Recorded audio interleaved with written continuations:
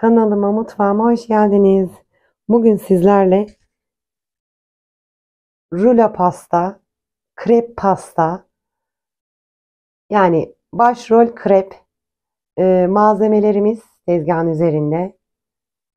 Yapımına başlayalım. Hazırladığım 3 tane yumurtamızı uygun bir kabın içine alıyoruz. Ve bunun içine yarım su bardağı şekerimizi ilave ediyoruz.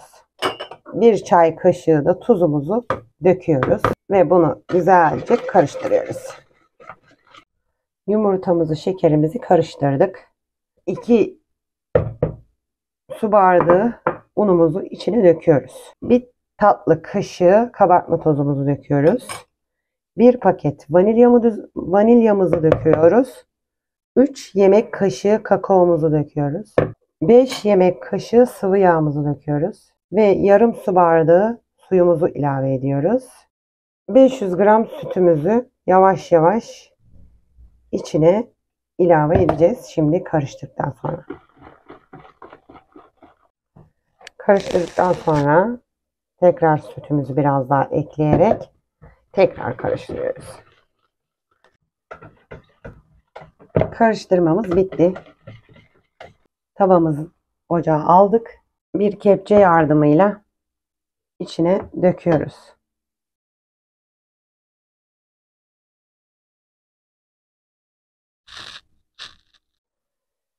Krep rulo pastamızın kremasına geçtik. 500 milim yarım litre süt, 2 yemek kaşığı unumuzu içine döküyoruz. 2 yemek kaşığı nişastamızı döküyoruz. 1 yemek kaşığı dolusu kakaomuzu ekliyoruz. 1 paket şekerli vanilyamızı ekliyoruz. 4 yemek kaşığı şekerimizi ilave ediyoruz içine. Pürüzsüz kıvam alana kadar ocağa koymadan karıştırıyoruz. Güzelce karıştırdıktan sonra ocağımıza alıyoruz. Ve ocağımızın altını yakıyoruz.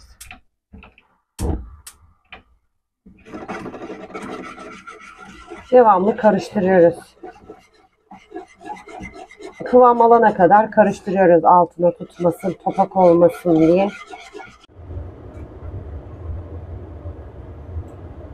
Kremamız kısa sürede koyulaştı. Ocaktan alıyoruz.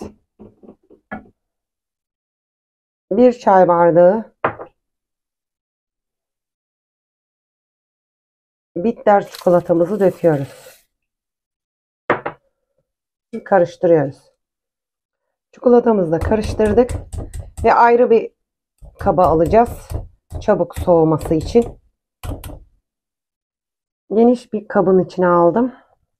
Soğuması için. Krem şanti de dökeceğim. Yarım paket krem şanti döküyoruz. Benim krem şantim kakaolu. Ve güzelce elimizdeki spatula ile güzelce yediriyoruz. İsterseniz mikserde de yapabilirsiniz bu işlemi. Ben mikserde yapmadım. Krem şantimizi döktük, karıştırdık ve son hali. Şimdi kreplerimizin üzerine uygun miktarda döküp yayacağız. 3 tane krebi üst üste koydum. Bunları saracağım rulo şeklinde. Muzlarımızı da hazırladık içine yerleştirmek için. Ben muz koydum. Kremamızı her yerine sürdüm. Böyle 3 katlı şekilde. Şimdi muz koyup saracağım. Bu şekilde sardım.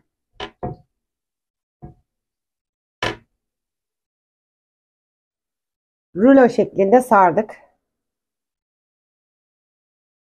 Ve şimdi süslemesine geçeceğiz. Çikolatalarımı eriteceğim. Üzerine kaplayacağım. Siz dilediğiniz gibi süsleyebilirsiniz. Çikolatamızı erittik. Şimdi rulo pastamızın üzerini süsleyeceğiz bununla. Bunu süreceğim üzerine. Pastamıza çikolatayı sürdük. 5-10 dakika dolapta bekleteceğim. 3 tane tek tek sarmış olduklarımı bu şekilde süsledim. Diğerleri dolapta. Şimdi bunları dilimlere ayıracağım. Rulo pastamız servise hazır. Ben bu şekilde süsledim. Siz dilediğiniz gibi süsleyebilirsiniz.